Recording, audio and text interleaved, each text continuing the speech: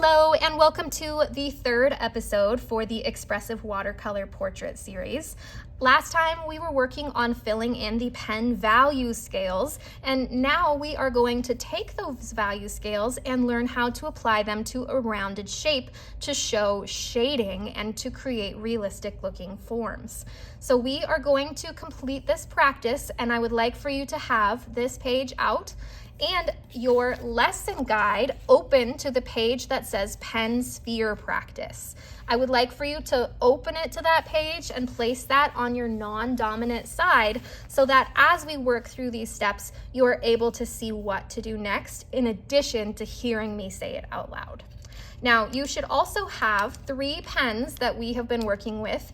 There are 4 per student, but we don't use the chisel tip very often. So you'll need the Sharpie, the V5, and the ballpoint pen.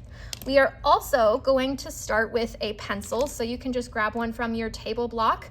It does not need to be super sharp or anything specific, but we are going to start by creating these sections of value in this sphere. So let's start by drawing a small circle up near the top left, and it should be touching the top outside edge.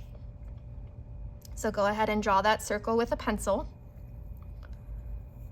and it should be very lightly drawn. Now, this section that's out here, we are dividing into 3 even sections. So I'm just going to break this down in the widest space so that I can make sure that they are as even as possible. So I gave myself 2 lines to break this area into 1, 2, 3 sections. Now, starting at the top of the circle that I already drew, I'm going to connect those sections back behind my circle. We only have to draw 2 lines, and we're just essentially drawing larger circles here. Now go ahead and get yours to this point. I'm gonna clean up some of my sketchier lines. So I'm just lightly erasing the sketchier parts, and I'm just gonna add 1 singular line.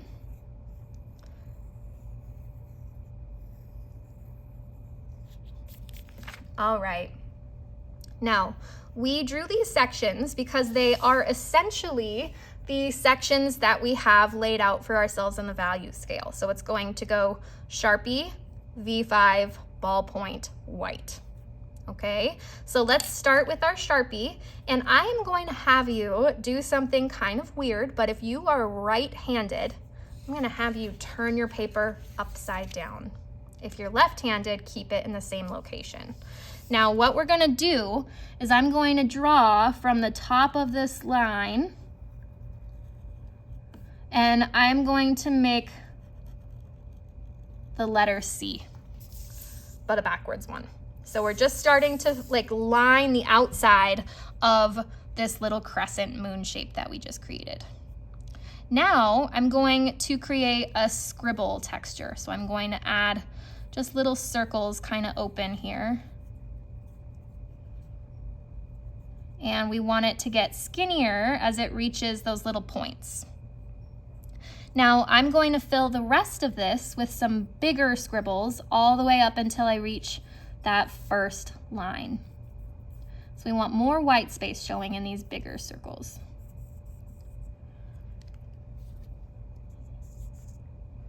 And we should have filled our first little moon shape.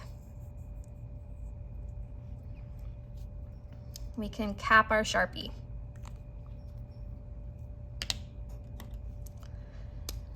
Next, we're gonna go back through the space that we were just working in to add a few little skinny lines into that space and to just make it as even as possible. And we are going to just continue this scribble out into that second space. So I'm just kind of adding that scribble now just in a skinnier line so it looks like it's getting lighter without me really even changing anything at all. And for this first pass, I'm keeping my circles pretty tight together.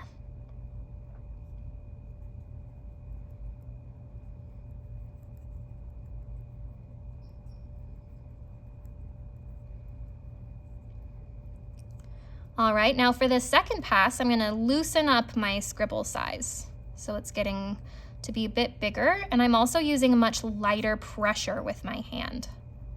And now I'm just gonna fill in all the way up to that next line with my nice light open size circle. Nice light pressure. All right. And once you feel like it's nice and even all the way through that next section, you're gonna cap your V5 and switch to ballpoint.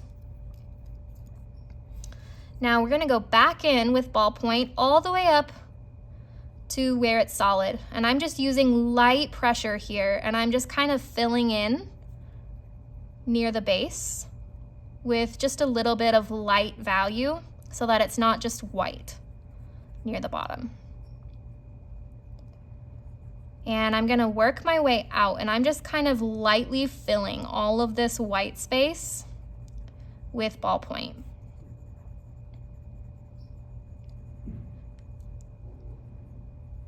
And I'm going all the way up to that first line and making it nice and solidly scribbly. And now I'm going to just barely be adding just any marks at all. I'm like making circles, but some of them are not showing up because that's how lightly I'm drawing. So try this out with me, and we want to fade all the way out to white before we hit that circle. That's gonna be our highlight. So such light little circles through here, and I'm using the lightest pressure. I'm like not even pushing down. I'm just moving my pen around in circles. And we can kind of go into that little space, kind of overlapping that line a little bit, but we want to just be so careful that we don't take out too much of the white there in our center highlight. So super light grazing here. We're just barely going past that center, that last circle. Now I am going to take a moment and I'm going to use an eraser, and I'm just gonna lighten up that ring on the inside here.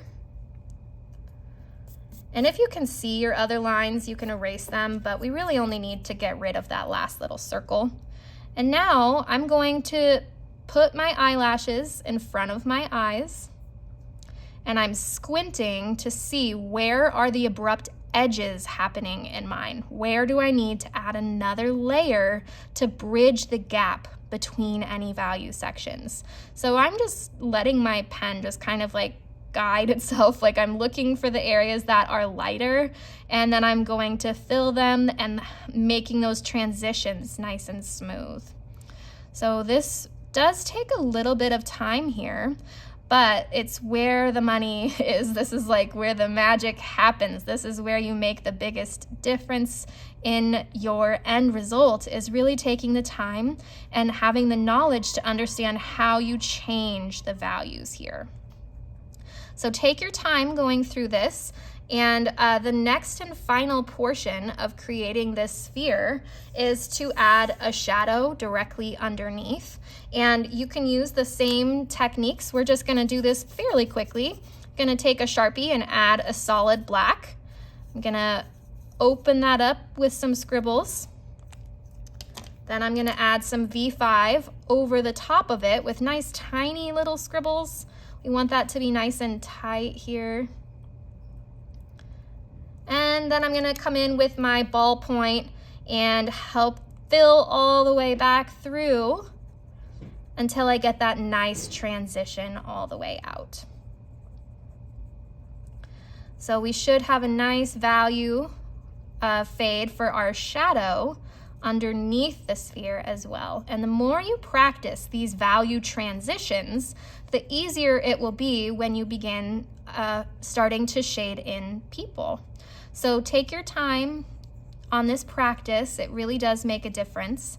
And make sure that you come up and ask if you've got any questions at all. Thank you so much for watching.